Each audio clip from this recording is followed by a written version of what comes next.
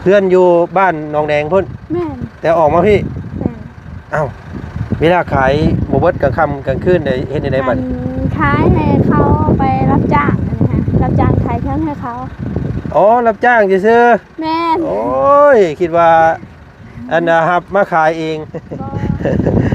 โอ้ยพี่น้องเนาะเป็นนี่ได้สถานะเนาะคือมื้อนี้ได้ลูกได้ผัวแล้วบ่ยังโสดคือเก่าหั่นแหละโสดคือเก่าพี่ได้ก็โสดตายคักบาทนี่พี่น้องไงเป็นสาวข้างโคกแล้ววันนี้เนาะจักปีเลย18 ปี18 ปีโอ้ยหากับพ่นขีดอันตรายนี้สักพี่น้องเลยเนาะจำได้จำน้องเพิ่นได้อยู่บ่พี่น้องเนาะกับเมื่อก่อนเป็นนางเอกซ่องของ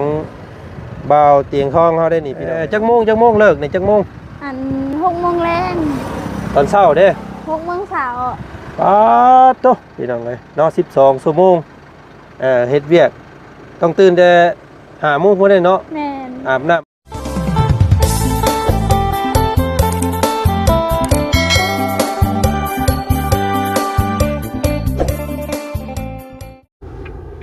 โอ้ยพี่น้องเลยแม่ซื้อหมากเกี้ยงหมากกันแค่นตะลุกกันไปต้อนน้องๆใจดีแต่งจริงก่อนเนาะอ้าวน้องมอมบ่นี่โอ้ยพี่น้องเอ้ยเป็นแม่ค้าขายหมากไม้เลยเนาะใส่ขายผู้เดียวบ่เดี๋ยวสิลงซื้อซอยเนาะโอ้พี่น้องเอ้ยคิดว่าแม่ค้ามาทางใดเนาะน้องมอมพี่น้องจื้อจำได้บ่เนาะพี่น้องเนาะน้องมอมนางเอกช่องเบาเตียงเพิ่นแต่ก่อนพุ่นได้นี่พี่น้องเอ้ยเนาะโอ้ใส่มาสบายดี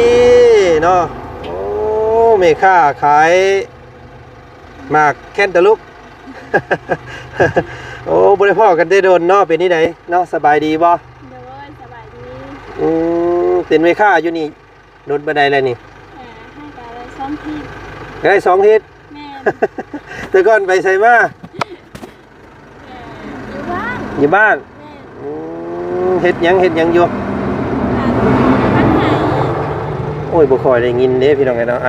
นี่ไม่แน่พี่น้องไงเนาะบ่ค่อยได้ยินสัมภาษณ์อันสาวขายอันนี้ก่อนพี่น้องไงเนาะนี่ไปมาเนี่ยใดนี่เฮ็ดขายเนี่ยใดนี่ก็น่าก็แม่นบ่แม่นเพื่อนอยู่บ้านหนองแดงพุ่นแม่นแต่ออกมาพี่อ้าวเวลาขายบ่เบิดกลางค่ำกลางคืนได้เฮ็ดได้บัดนี้ขายให้เขาไปรับจ้างนะคะรับจ้างขายเครื่องให้เขาอ๋อรับจ้างซื่อแม่นโอ้ยคิดว่าอันนะครับมาขายเองบ่อ๋อเป็นจ้างเพิ่นรับจ้างเป็นมื้อบ่นี่แม่นอ๋อเฮ็ดงานขายให้เพิ่นเป็นมื้อเอาเดี๋ยว คิดว่าเจ้าลงทุนเองเปิดห้านค้าตามหิ้มทางบ่แม่นเนาะบ่ขายเป็นมื้อแม่นได้มื้อเท่าไหร่เพิ่นไหลให้มื้อละแสนอยู่น้ำเพิ่นขอกินน้ำเพิ่นแม่นโอ้ดีอยู่เด้พี่น้องเอ้ยเนาะบ่ได้นักบ่ได้หนาหยังเนาะมีแต่ถ้าลูกค้าผ่านไปผ่านมาเนาะแม่นก็ได้เท่าใดก็ได้จักเดือนก็ยังบ่ทันได้เดือนได้หาก็ได้2 ทิศก็ได้2 ทิศแม่นยังอีก2 ทิศสิฮอดเดือนเนาะจ่ายเป็นมื้อบ่เพิ่นไล่เงินให้แม่นพี่น้องเอ้ยเนาะเป็นนี่ใดแล้วอันทางบ้านเจ้าผู้เนาะบ่ได้เข้าไปแต่โดนได้นี่ก็ยังคือเก่าหั่นแหละคือเก่าแม่นพี่น้องเอ้ยเนาะเป็นนี่ได้แม่น้องมากัดเพิ่นแม่อันสาวหยังก็สาวลีบ่แม่นอันสาวลีเพิ่นน่ะเป็นนี่ใดก็ยังคือเก่าหั่นแหละเพิ่นลูกผัวยังบ่ได้เอาบ่แม่นโอ้แสดงว่าเราบ่เอาลูกเอาผัวได้ซะเนาะแม่นอยู่กับลูกแล้วคือเก่าแม่นเฮือนเราเป็นนี่ใดเพ่บ่มุนได้บ่ก็เพ่หลายเติบอยู่มันก็ตามกาลเวลาเนาะแม่นเพราะว่ามันเป็นผาไม้อัดผานั่นพี่น้องเอ้ยก็เลยผุพังไปตามกาลเวลาโอ้ยบ่ได้มีโอกาสเข้าไปดินน้ำลาวซ้ำเนาะ คำมาแหละเจ้ากลับเมื่อเฮือน แม่น บ่ได้นอนน้ำเพิ่นบ่ บ่ โอ้ เพราะว่าบ้านไกลๆนี่ก็สิ เนาะ มานอนเฮือน อยู่บ้านนั้นอยู่วงทางโค้งนี้พี่น้องเลย แม่น น้องเพิ่นเป็นนี่ได้มื้อนี้ได้จักล้านแหละ ยังบ่ทันได้ขายแต่เช้า ยังบ่มีคนซื้ออยู่พี่น้องเลยเนาะ เอ้ยไปเฮ็ดนี่ได้นี่พี่น้องเอ้ยขายแพงไปจักเนาะ ก็บ่ได้แพงพอสมควร อันยกตัวอย่างว่าอันนี้มากอันนี้อันเท่าไรนี่ อันทุ่ง30,000 อันนี้30,000นี่ แม่น หมักเกี้ยงอันว่าหมักเกี้ยงเวียดนามหมักเกี้ยงจีนนี่พี่น้องเลยเนาะถุงละ30ก็ประมาณ40กว่าบาทเนาะเป็นเงินไทยพี่น้องเลยเอามื้อนี้ทักทายสบายดีพ่อแม่พี่น้องกันหมดสักครู่ทุกคนกำลังสิไปบ้านน้องน้องๆเพิ่นอยู่นี่ได้พี่น้องเลยเนาะอยู่ทางโค้งนี้ก็เลยเห็นคุ้นๆคิดว่าบ่แม่นเนาะก็เลยว่าแบะลงมาทักทายเบิ่งพี่น้องเลยโอ้ยน้องเพิ่นเป็นแม่ค้าขาย ขายหมากไม้เนาะอันนี้เอาว่าซอยอันนึง โด นะ ย เอาอีกถุงนึงก็ได้เอา โอเค เนาะอันนี้ขายเป็นโลตัวนี้บ่ แม่นลดละ15,000 โอ้เอา2 โลอ่ะ โอเค ซื้อซอยเพิ่นก่อนเป็นเอาไงเนาะเพิ่นก็สิได้กำไรอยู่เลยพี่น้องก็ตามเบิ่งเนาะเพราะว่าจ้างน้องเพิ่นนี่มื้อละแสนเนาะต้องอันน่ะต้องขายให้ได้กว่ามื้อละแสนเด้อเนาะ ปกติอีหยังขายดีกว่าหมู่ มักแตงอะ มะแตงนี้ แม่น โอ้แคนตาลูปนี่พี่น้องไงเนาะอันนี้เพิ่นเอามารับมาจากทางไหนก็ อัน จักบ่ฮู้บ่เพิ่นไปรับมาแต่ไส หคือกัน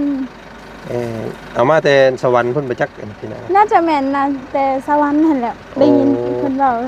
ได้ยินเพิ่นว่าเพิ่นเอามาแต่สวรรค์เนาะ แม่น เพราะว่ามันมีหม่องขายอยู่สวรรค์ทุกพี่น้องไงเนาะทั้งแถวบ้านๆของบ่อจันทร์พุ่นแหละเนาะเพื่ออยู่ตามทาง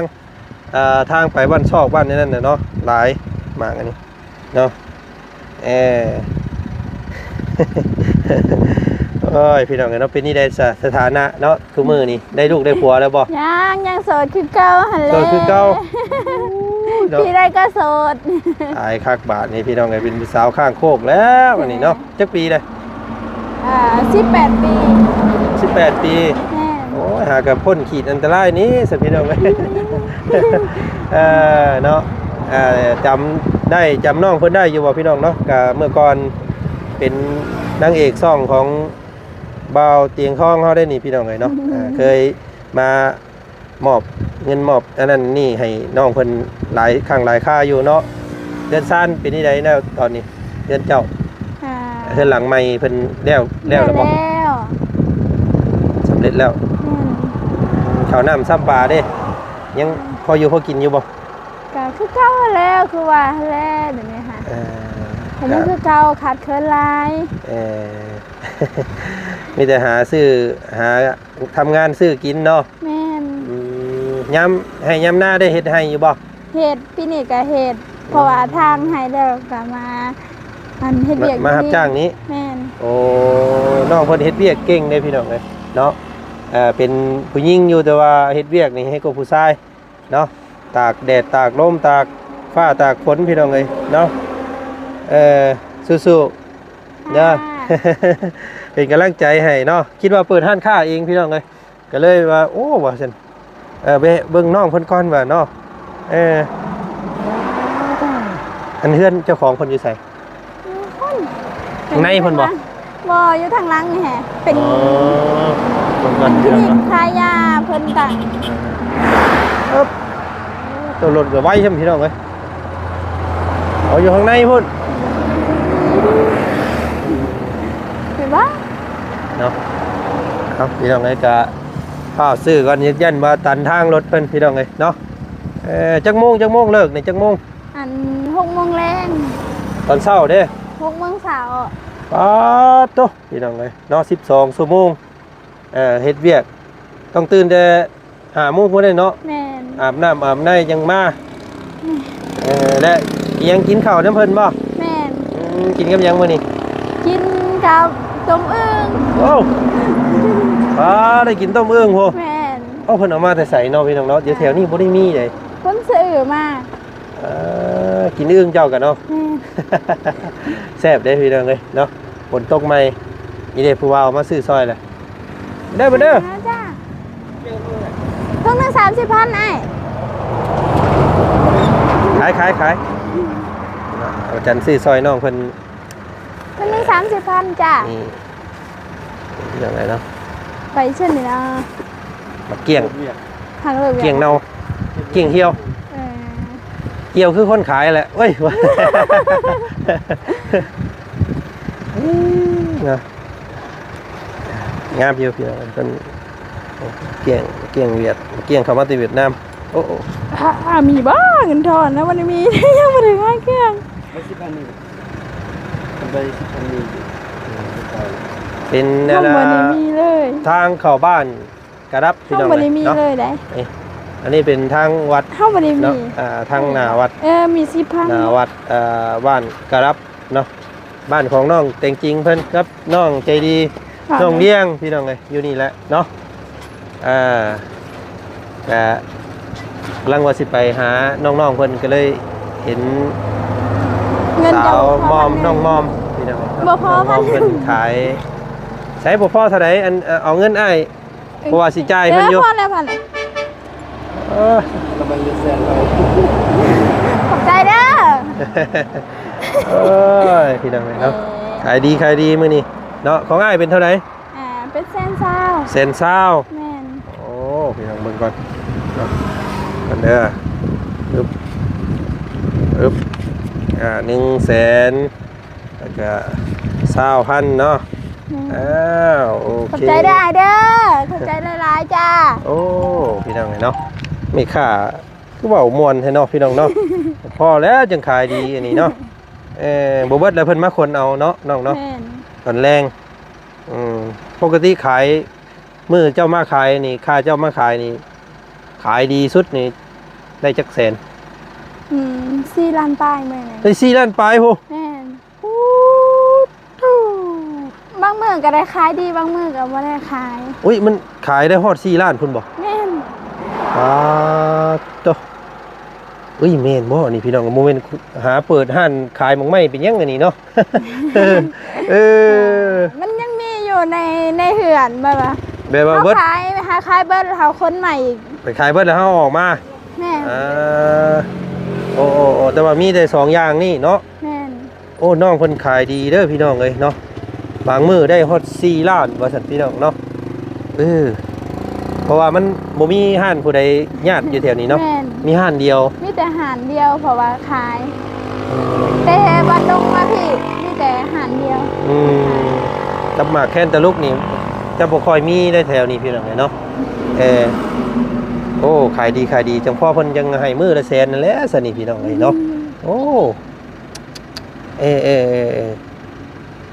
เป็นน้ำผู้สาวมาขายนี่แหละเพิ่นเป็นผู้สาวขายเด้เนาะไปก็อยากจอดเด้พี่น้องเอ้ย เอาเนาะสู้ๆเด้อน้องเด้อเดี๋ยวมื้อหน้ามื้อในสิแบะมาอุดหนุนใหม่อีก โดย เนาะ เดี๋ยวสักมื้อเดี๋ยวสิเข้าไปดินอยู่น้ำแม่น้องหมากัดเพิ่นพี่น้องเอ้ยเนาะสาวลี่อีหยังก็ลูกเล่าชื่อหยังก็ อันเติม น้องเติมบุญเติมเนาะยังล่มซักคือเก่าบ่ แม่นเดี๋ยวนี้เพิ่นก็ยังล่มซักอยู่เลย เออ แต่มันมีฟองออกแต่จากปากเพิ่นเดี๋ยว อ๋ออันเป็นน้ำลายปูหมอก แม่น อ๋อพี่น้องเอ้ยเป็นอันเพิ่นเอิ้นโรคอันบ้าหมูเนาะบ้านซุมอ้ายเอิ้นบ้าหมู แม่น แต่ว่าทางฝั่งไทยเพิ่นเอิ้นล่มซักพี่น้องเอ้ยก็ต้องได้กินยาตลอดตัวนั้นนะแต่ว่าเราบ่ได้กินยาเนาะ แม่น เวลาน้องเพิ่นอาการกำเริบก็จนถ้าเพิ่นขึ้นเองเพิ่นเล่นเนาะ แม่น โอ้ยพี่น้องเอ้ยเอาเนาะเดี๋ยวมื้อหน้ามื้อไหนสิแวะมาดินน้ำน้องเพิ่นใหม่อีกมาเอาหมักไหม้มาบาดนี้พี่น้องเอ้ยโอ้ขายดีตัวนี่ได้มื้อฮอด4ล้านพี่น้องเนาะเป็นตาอยากเปิดห้านค้าอยู่เด้อขอบใจหลายๆเนาะเอิ้นลูกค้าแน่นี่เพื่อป้าลุงเพิ่นสิซื้อซอยนี่มาเด้อซั่น มาเด้อมาอุดหนุนซอยแม่ขาหน่อยนะเด้อ เอ้ยน้อยเสียใหญ่เนี่ย พี่น้องเอ้ยเอามาเอาอันไม้ขึ้นก่อนบาดนี้พี่น้องเอ้ยเนาะขอบใจได้หลายเด้อโอ้ยอุดหนุนน้องเพิ่นเนาะพี่น้องเอ้ยขายอยู่บ้านไหนเอาบอกเพิ่นแหน่ บ้านกระดับเมืองเซโปนแข้งสวรรณเขตจ้า บ้านกระดับเนาะกายมานี่พ่อเด้อห้านน้อยเจ้าเนาะ แม่ อยู่ขวามือเด้อพี่น้องถ้ามาแต่สวรรณเขตเนาะห้านเพิ่นอยู่ขวามือถ้ามาแต่ชายแดนเนาะอยู่ซ้ายมือเนาะโอ้ยแม่ค้าเว้าม่วนจังพ่อจังขายดีแล้วนี่พี่น้องเอ้ยเนาะนี่ห้านค้าห้านน้อยคอยนางของน้องอันว่าน้องมอมเนาะโอ้ยลืมชื่อน้องเพิ่นเลยพี่น้องเอ้ยน้องมอมน้องนางเอกประจำช่องของเบาเตียงเมื่อก่อนเนาะตอนนี้พลิกผันเป็นแม่ค้าขายหมักไหมพี่น้องอยู่หิมทางเนาะก็โอ้พี่น้องเอ้ยนี่โอ้คนจ้างเราเนาะห้างค้าอยู่ทางนั้นก็นี่เนาะพี่น้องเอ้ยโอ้ยเอาเนาะซอยอุดหนุนน้องเพิ่นปึ๊บไปก่อนเด้อปึ๊บโอ้ยฮ้อนเลยพี่น้องเอ้ยเนาะเด้อโอ้ยเนาะพี่น้องเนาะกับน้องมอมพี่น้องหาอายุ18 ปีนี่เนาะก็เป็นน้องที่หน้าตาดีเมื่อก่อนพี่น้องเนาะทางว่าเตียงเพิ่นไปพบไปพ่อแล้วก็น้องเพิ่นว่าจาดีเนาะมารยาทดีนั่นแหละพี่น้องแล้วก็มีการช่วยเหลือน้องเพิ่นเนาะเป็นเงินคำกำแก้วเนาะซื้ออยู่ซื้อกินพี่น้องหลายข้างหลายค่าอยู่เมื่อก่อนเนาะที่สดสวยน้องเพิ่นไว้สันซาพี่น้องเลยปัจจุบันน้องเพิ่นก็ยังโสดคือเก่าพี่น้องเลยเนาะยังบ่ทันมีลูกมีผัวเนาะยังอยู่กับหน้าเวียกหน้างานไว้สันซาเนาะเดือนหนึ่งก็ตกอยู่3 ล้านเนาะพี่น้องเนาะพอมือละแสนเด้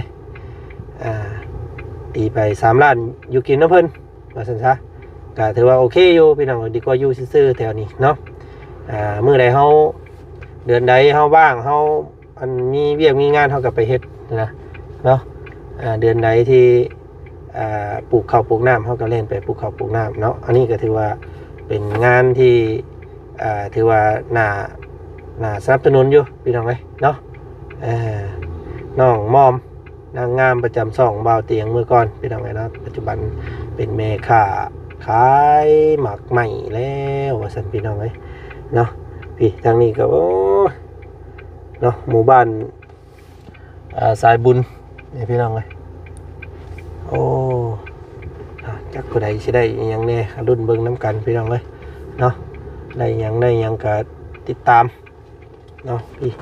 นั่งตะหมอบตอบใครอยู่พี่น้องเอ้ยทางนี้ก็ได้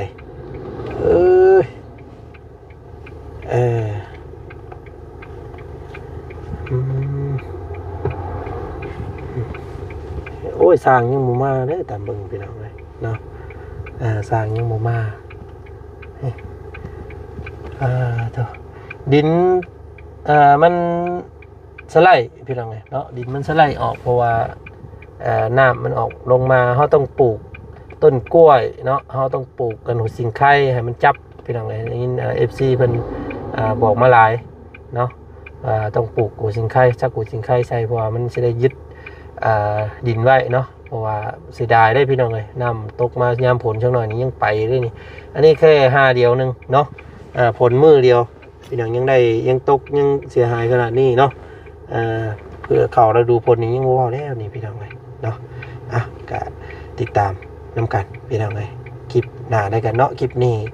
ทักทายสบายดีกับน้องมอมอยู่หิมทางพี่น้องเลยขายหมักไหมเนาะมือละแสนละสันซะโอกาสหน้าพาใหม่สิเขาเยี่ยมยามทางหมู่บ้านน้องเพิ่นอีกเลยกันพี่น้องเนาะคลิปนี้มื้อนี้ทางบ่จันสบายดีสวัสดีเด้อ พ่อแม่พี่น้องเนาะมันสุขสุขคนเจอกันไหมพี่น้องเลยสบายดีเท่าพี่น้องเต่าลึกเนาะ